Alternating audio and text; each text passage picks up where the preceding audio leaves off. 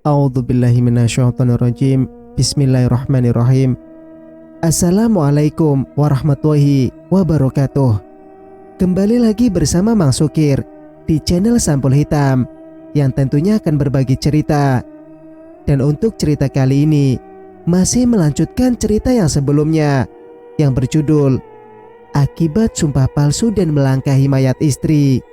Cerita ini ditulis oleh Sophia Baikwini. Dan bagi teman-teman yang ingin membacanya secara langsung, teman-teman bisa langsung kunjungi link yang saya sudah sertakan ada di deskripsi. Dan tak usah berlama-lama, mari kita ke ceritanya. Selamat mendengarkan. Sudut pandang Salima. Di tengah kekecewaan dan kemarahan, aku memutuskan untuk membaca kembali buku diari Mama. Selain obat rindu, itu juga bisa mengingatkanku pada kejadian sewaktu Mama masih hidup. Malam ini kembali kubuka diari Mama dengan perlahan, berharap menemukan sedikit petunjuk dari sana. Bulan ini adalah bulan yang istimewa, karena ini bulan kelahirannya Ira. Selamat ulang tahun adik. Semoga kamu panjang umur, sehat, dan dimurahkan rezeki, dan tetap jadi adik terbaik untuk kakakmu ini. Lalu Mama menuliskan merek tas branded yang cukup mahal dengan caption, hadiah yang dipinta Ira tahun ini. Mama, dia meminta segalanya darimu, bahkan pria belahan jiwamu. Julian, kenapa kamu tega mengkhianati mamaku? Padahal mama begitu mencintaimu. Apa ini balas budi yang kau pilih padanya? Aku meletakkan buku diari itu di atas meja belajar, termenung memikirkan rencana selanjutnya. Tiba-tiba angin bertiup kencang. Entah dari mana asalnya, buku harian itu terbuka. Aku mundur, terkejut dengan apa yang terjadi. Tapi itu hanya sesaat. Tak berapa lama udara normal kembali. Angin pun tak lagi berhembus, hanya senyap yang kini menyelimuti malam. Aku menyentuh buku harian yang terbuka itu. Mataku terbuka lebar saat melihat tulisan merah di atasnya. Balas dendam. Kulemparkan buku harian itu saking paniknya. Mama, ucapku dengan tubuh bergetar. Kusandarkan tubuhku ke dinding. Mataku mengawasi seisi ruangan ini, mencari siapa sosok yang menulis kata di buku diari itu. Tidak ada jawaban sama sekali. Peluh membanjiri ragaku, bahkan piyama yang kukenakan terasa basah. Tubuhku merosot, lunglai. Ada apa dengan mamaku? Tuhan, hanya itu kata-kata yang bisa kuucapkan. Entah siapa yang akan mampu menjawabnya. Singkat cerita, Sah, Papa mau bicara denganmu sebentar. Boleh. Ayah tiriku berdiri di samping Jafir yang masih mengenakan piyama. Sial sekali, sepagi ini aku sudah bertemu dengannya. Tentang apa? Kalau sekiranya berhubungan dengan perempuan sihir itu, lebih baik skip aja. Aku lagi malas bahas dia. Jawabku sekenanya.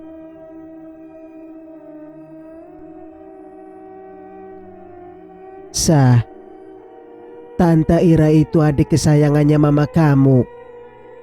Jadi jika kita menyayanginya, sama saja dengan menyenangkan almarhumah di alam sana. Bagaimana mamamu tidak bersedih kalau melihat anak dan adik kesayangannya justru bertengkar begitu? Terdengar sok bijak sekali ayah tiriku ini. Padahal aku yakin dia sedang mencari jalan agar aku bisa mengalah pada istrinya. Iya, aku akui mamaku memang sayang sama dia. Tapi tidak, Lihat sekarang yang terjadi. Kalian menikah di saat makamnya masih basah, tanpa sedikit pun rasa bersalah. Apa kamu pikir mamaku akan bahagia juga melihat ini? Pikir pakai otak, jangan pakai dengkul. Aku mendengus kesal. Sah, dewasalah sedikit. Ini satu-satunya cara agar hubungan kita tidak retak. Aku tak harus mencari perempuan lain untuk jadi ibu kalian. Tak harus ada lagi orang asing di rumah ini. Please Salimah, pahami jalan pikiran kami. Ayahnya Jafir masih berusaha merayuku. Stop berkata seperti itu. Aku bukan anak kecil. Ingat juga aku dan Jafir tak butuh ibu baru. Bagi kami mama tetaplah mama. Akan abadi di dalam sanubari. Dan asal kau tahu juga, aku pun tak butuh seorang ayah.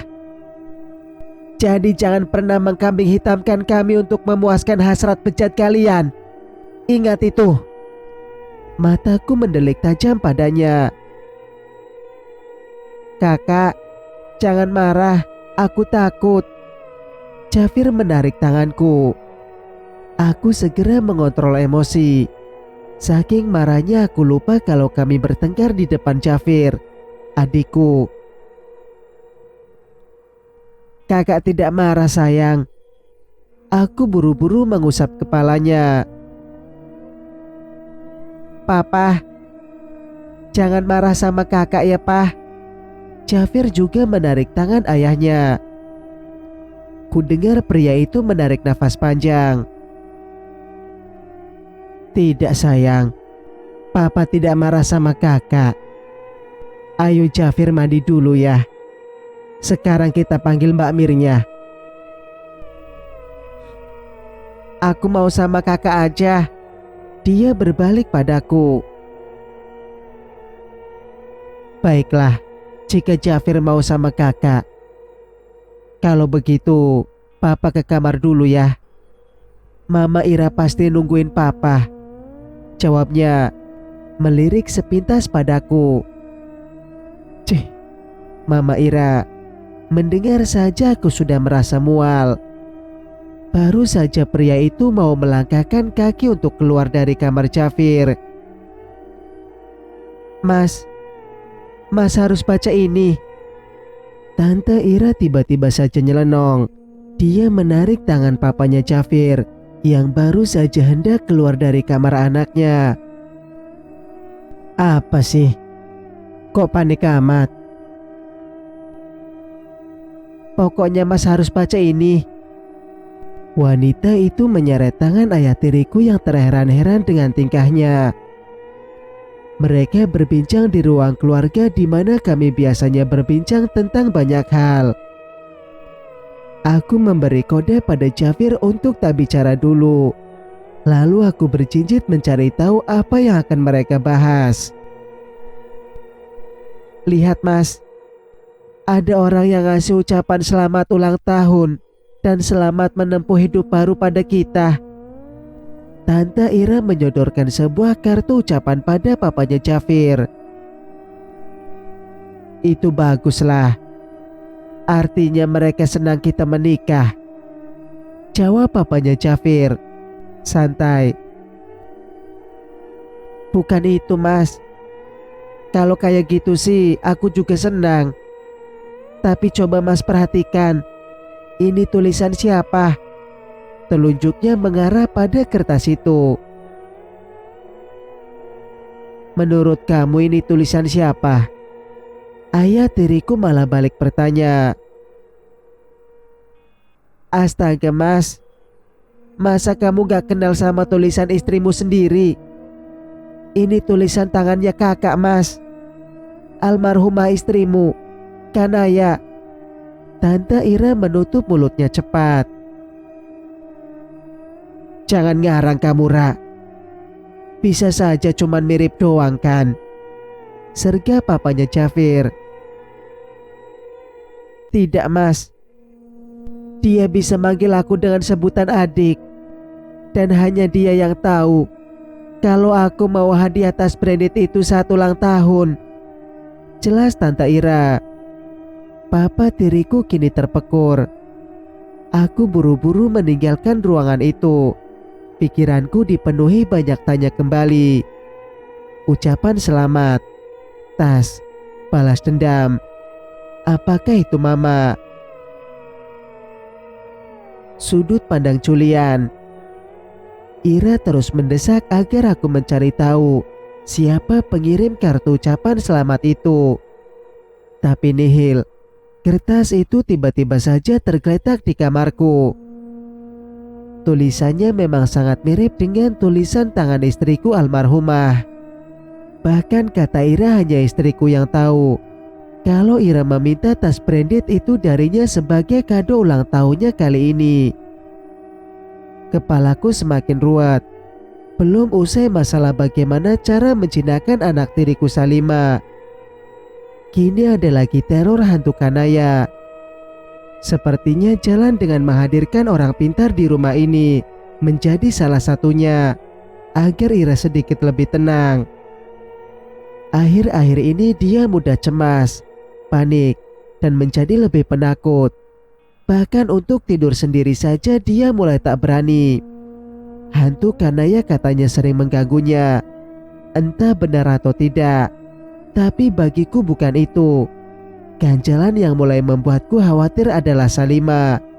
Dia kini mulai berani menyebut kalau dia adalah ahli waris yang sah dari semua harta peninggalan almarhumah istriku ini. Jujur memang ini semua adalah harta dari almarhum mantan suami istriku. Ayahnya Salima yang notabene adalah seorang bule asal Australia. Dia meninggal karena kecelakaan dengan perempuan simpanannya.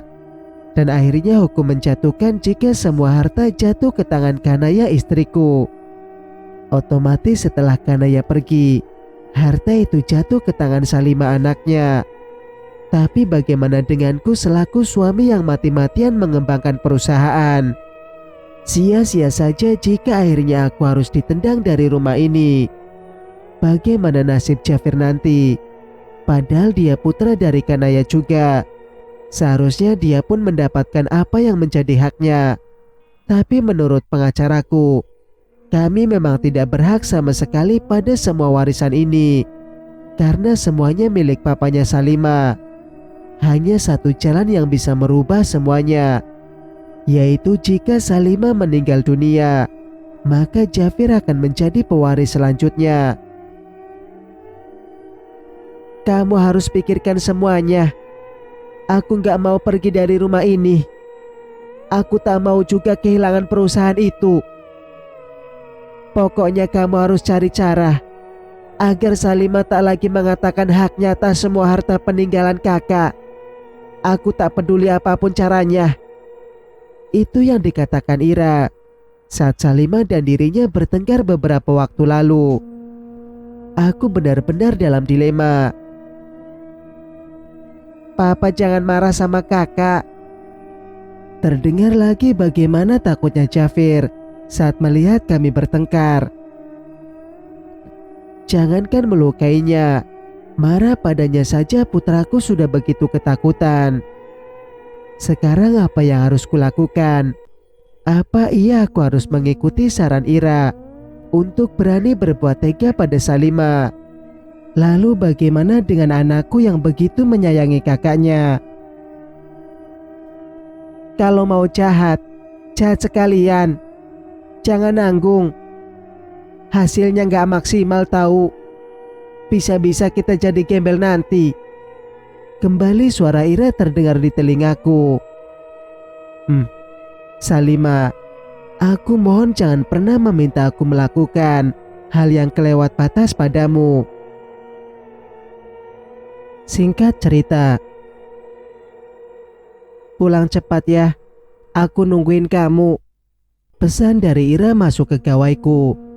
Hari ini sudah pukul 17, tapi aku masih stay di kantor. Karena ini akhir bulan di mana kerjaan sedang banyak-banyaknya.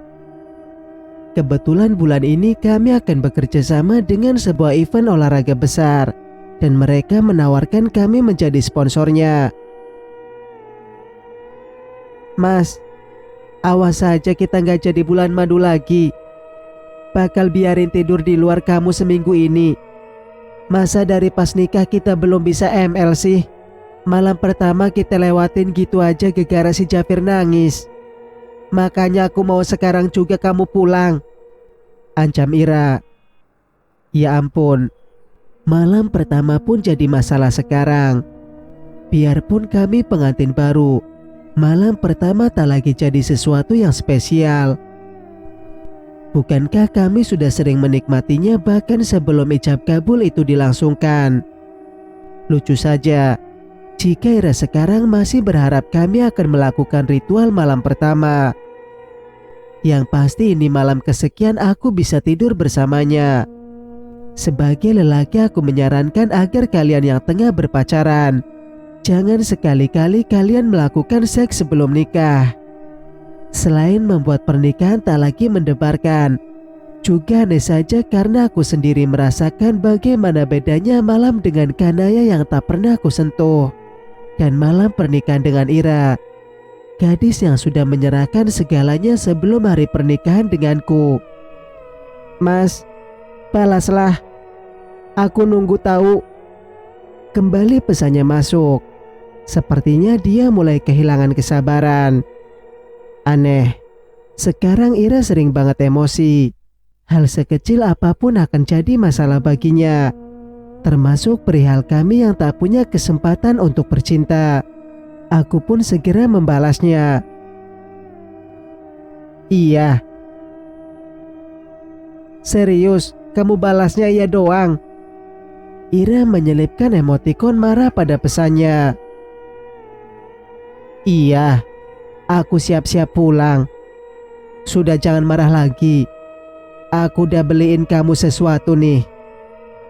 Segera ku kirimkan foto bingkisan yang tadi pagi ku beli untuknya. Wah, makasih ya sayang.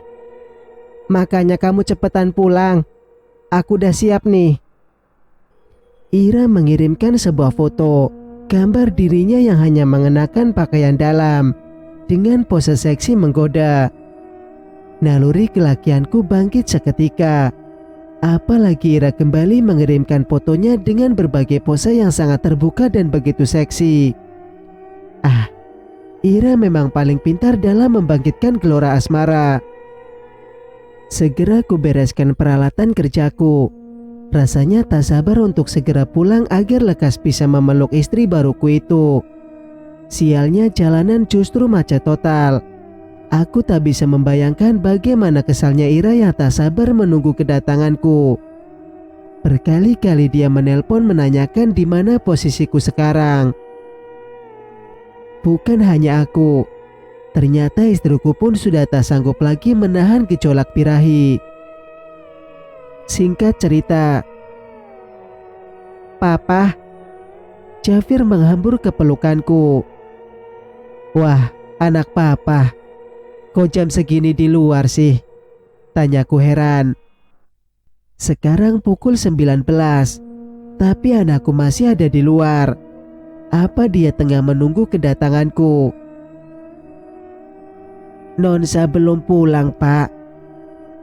Nonsa belum pulang, Pak. Jafir mau nunggu kakak di luar aja. Gak mau diajak masuk. Keluh Mbak Miranti, pengasuh anakku. Oh, jadi Jafir menunggu kakaknya. Aku kira dia tengah menunggu kedatanganku. Baiklah kalau begitu. Tapi jangan terlalu malam, Bi. Kalau kakaknya pukul 8 belum pulang, Jafir bawa masuk saja. Takutnya masuk angin, ujarku, mengelus kepala anakku. Baik, Pak. Ditelepon saja. Ada di mana Salimah sekarang? Sudah, Pak. Nomornya tidak aktif. Terang, Mbak Mir. Aku hanya mengerutkan dahi. Tapi aku tak bisa apa-apa karena ponselku berdering lagi. Ira memanggil karena sudah tak sabar akan kedatanganku. tiba di kamar, Ira langsung menghujaniku dengan ciuman dahsyatnya. Perempuan berlinjari hitam menerawang itu benar-benar sangat lihai dalam bercinta. Sayang, aku mandi dulu ya. Sebentar, rasanya tubuhku lengket. Pintaku pada Ira yang asik menggigit bagian dadaku yang terbuka separuh. Dia menatapku, matanya dipenuhi kilatan asmara. Kamu tunggu di sini, sebentar saja, biar kita enak mainnya, oke? Ira mengangguk walaupun sedikit kecewa. Aku lekas berlalu ke kamar mandi membersihkan tubuhku yang serasa dipenuhi keringat. Seharian di ruangan ber-AC tak menutupi jalan keringat untuk keluar dari pori-pori tubuhku. Selesai mandi, aku berencana melanjutkan dan menuntaskan hasratku dan Ira. Benar saja, istriku nampak sudah dalam posisi siap tempur. Tanpa babi bu aku langsung menyergapnya. Kami bercumbu hingga aku menyadari ada yang aneh dengan kondisi tubuh istriku itu. Kenapa tiba-tiba tubuh Ira yang hangat menjadi begitu dingin?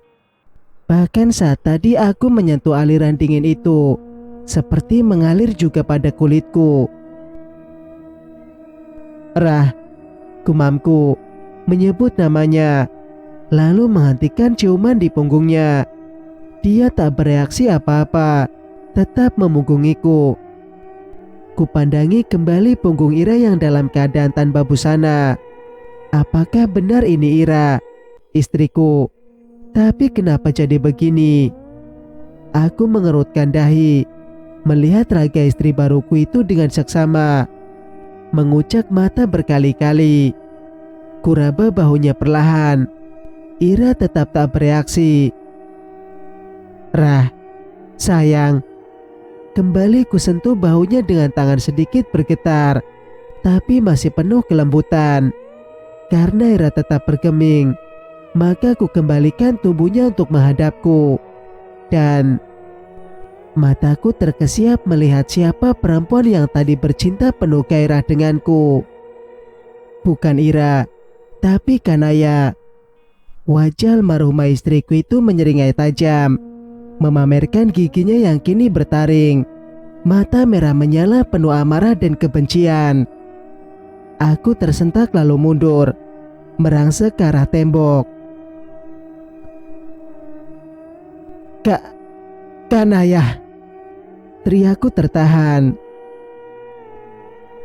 Mas, ayo lanjut lagi. Kok berhenti sih? Aku masih pengen loh. Ucapnya dengan nafas memburu, melebarkan tangannya hendak merengkuhku.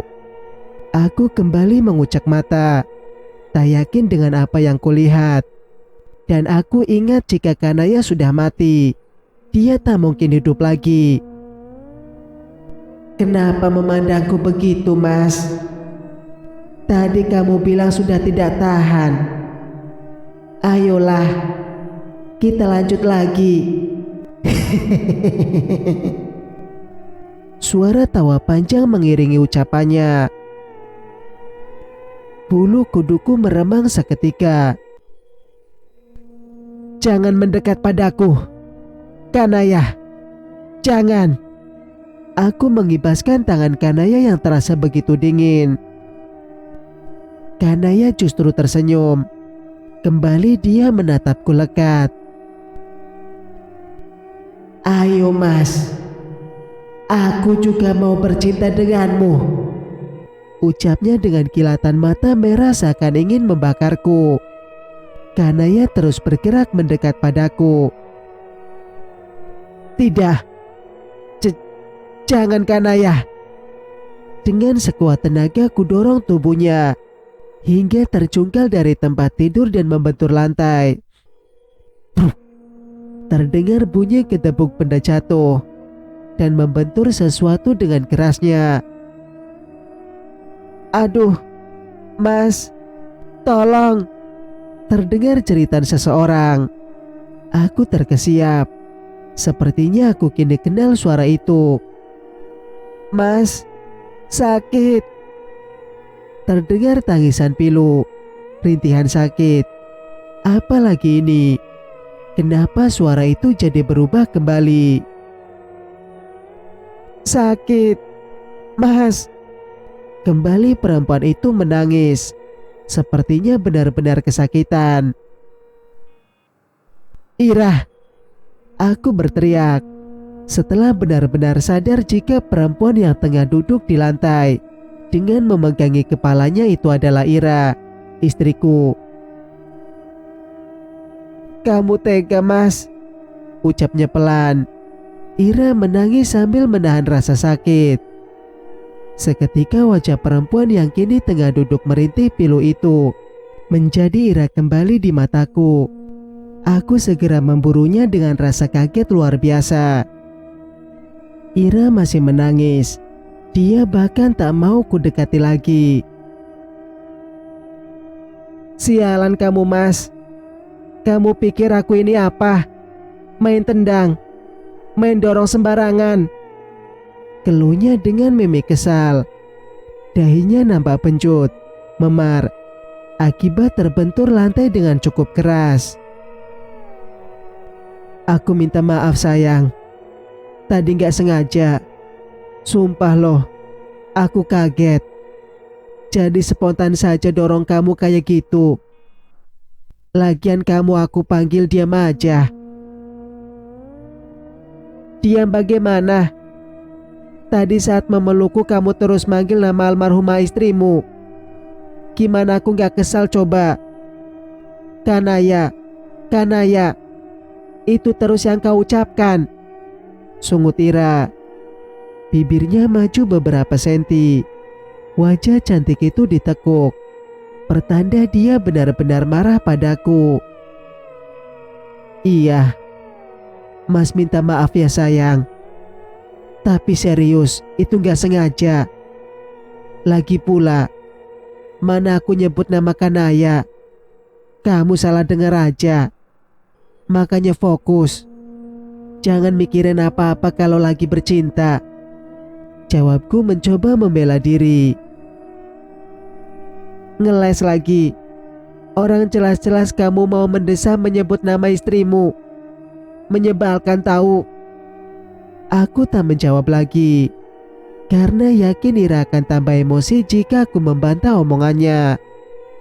Tapi apa ya tadi aku mendesak dengan menyebut nama Kanaya? Pasti Ira salah dengar. Sakit tahu. Ira mengusap kepalanya yang benjol. Dia beringsut bangkit menuju pinggir tempat tidur, mengoleskan minyak urut pada lukanya. Sini aku obatin. Gak usah so baik deh, Mas.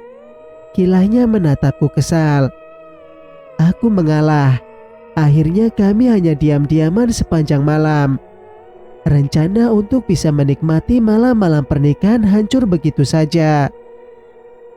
Aku masih berpikir kenapa tadi wajah Ira berubah jadi Kanaya dengan begitu saja. Menyeringai seram, seolah ingin menggigitku saat itu juga. Sialan, benar-benar malam yang menyebalkan. Kupikir akan berakhir dengan indah namun prediksiku salah.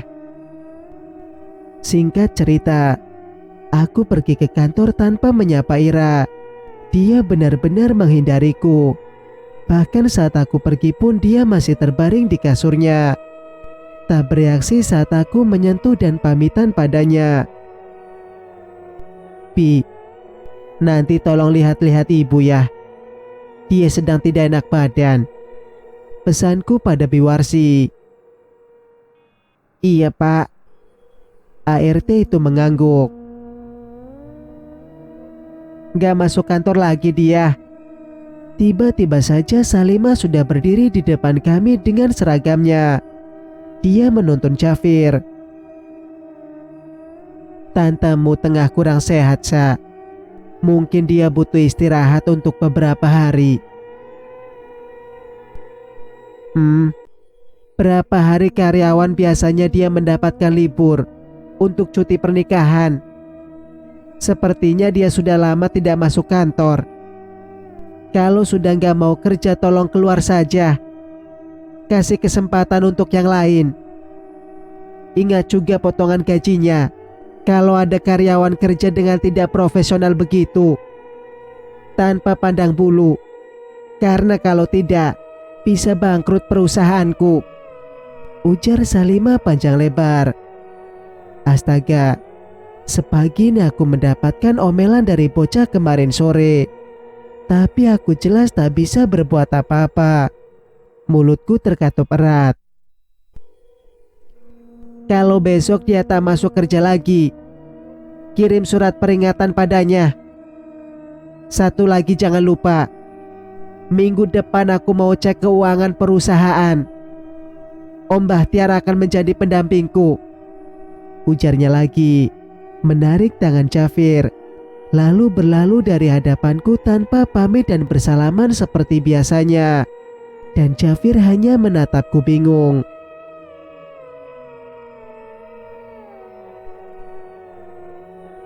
Cerita pun bersambung. Jika kalian suka dengan ceritanya, jangan lupa untuk like, komen, dan subscribe channel ini agar bisa mendengarkan kelanjutan ceritanya. Wassalamualaikum warahmatullahi wabarakatuh.